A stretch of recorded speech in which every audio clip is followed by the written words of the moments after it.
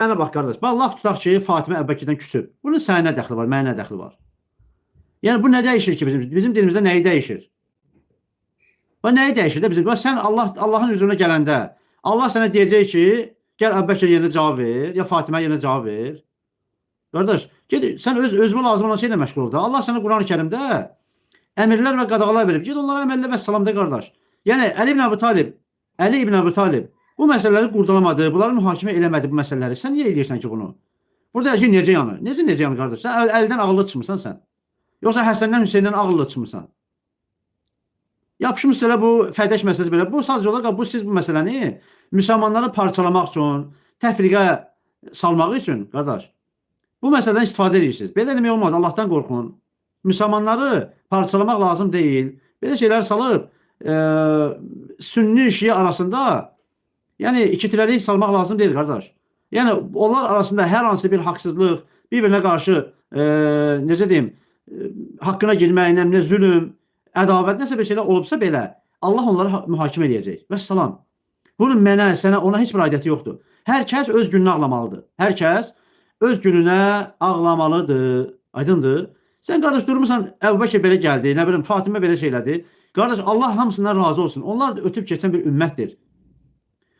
Tilka ummetun qad xalet. Allah buyurur ki, onlar ötüb keçən bir ümmətdir. Ləhə mə kəsəbət və ləkum mə kəsəbtum.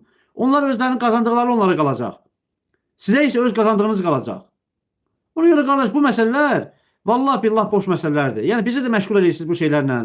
Yəni bizi də hər dəfə gəlirsiniz burada soruşursunuz. Eyni şey bizə təkrar elə deyirik. Yəni 6 aydır mən TikTokdayım, bəlkə də 7 aydır. Ancaq elə 2 gündən bir bu söhbəti danışıram.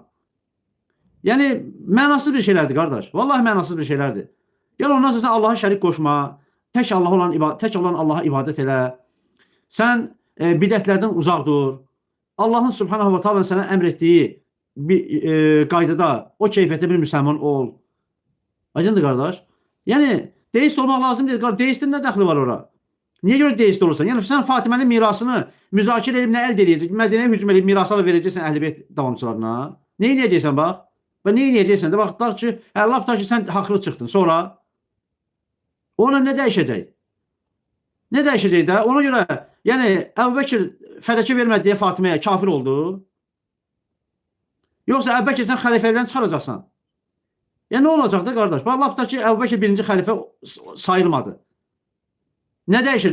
Tarixdən siləcəksən Əbubəkirin xəlifəliyini qardaş. Bu adam zaten birinci xəlifə olub. Bunu bütün ümmət qəbul edib. Bütün dünya qəbul edib ki, birinci xəlifə Əbubəkirdir Məhəmməd Peyğəmbərdən sonra. Sənin xoşuna gəldi, mənim xoşuma gəlmədi. Fərqi yoxdur. Nə fərqi var ki? Birinci və dördüncü. Əbubəkir gəldi, birinci, Ömər ikinci, Osman üçüncü, Əli dördüncü. Aydındır? Nə problem var ki? Nə problem var da? Yəni ki, Əli oldu da xəlifə. Əli oldu xəlifə. Aydındır? Yəni, valla özümüzü lazımsız söhbətlərlə məşğul edirsiniz. Bizim də vaxtımızı alırsınız, qardaş. Bu sadəcə olaraq bu söhbətləri o insanlar ortaya atır ki, onlar bu məsələlər üzərindən İslam ümmətini parçalayırlar. Bunu bir daha mən qeyd edirəm. Və altına böyük bir xət çəkirəm ki, bu məsələlər üzərindən müsəlmanları parçalayırlar.